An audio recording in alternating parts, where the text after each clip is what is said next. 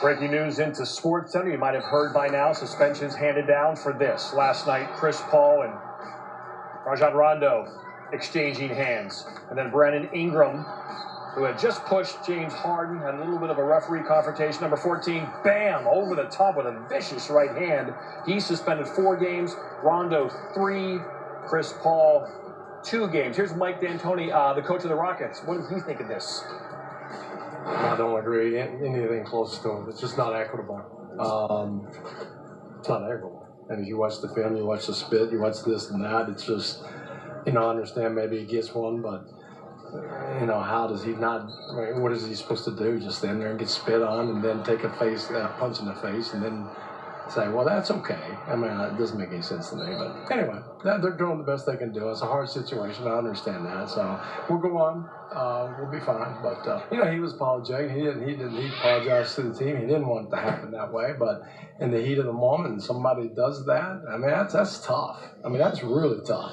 And, I don't know what they expect him to do. And if you wanted to suspend him, I get it, just to make a statement. But, and then when you talk monetarily, he's paying 3 times more than the other guys are paying for missing games. It doesn't seem to be right. So anyway, that's how it is. Kiki Vandeweghe is the Executive Vice President of Basketball Operations. He joins us now here on the phone on SportsCenter. And Kiki, what was the determining factor in you handing down the suspension games in terms of numbers that you did? Well, thanks, John. I think these are complicated situations, and the good news for the league and the NBA and the players in general is these don't happen very often. So there's not a lot of comparables. Our players play extremely hard, they play with passion, and they have a lot of respect for each other in the game. So, I'm proud that they do such a great job. But we do have these situations once in a while, and they are difficult. And we try to judge each one of these on the merits, on who does what, who instigates, how dangerous the situation becomes and is. And then also, the discipline is an act of deterrence. So we want to make sure that we deter this further action and make the statement that this is not acceptable. Fighting is not acceptable in our league and never has been. Why did Rondo get 1 more game than Paul? So, a couple reasons. Basically, both through multiple punches, and clearly, as you know, the rule is that if you throw a punch or take a swing, even if it doesn't strike an opponent, it's an automatic 1-game suspension. So there were multiple punches thrown by both that connected.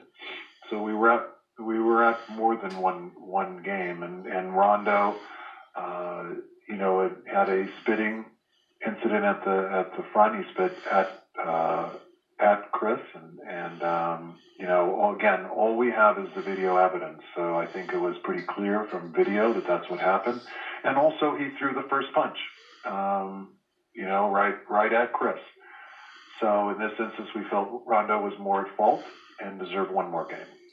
I know we're about the same age, and certainly I know you're well aware of the Kermit Washington, Rudy Tomjanovich video from 1977. I thought Brandon Ingram's punch was vicious and potentially could have broken bones in whatever face he hit. I thought he would get a lot more than he did, Kiki. I thought he might get 10 games for what he could have done. Is it because he missed and he only got 4? Well, clearly a couple things. First of all, he had a push on Harden. He had a confrontation with the referee, and then he left the altercation.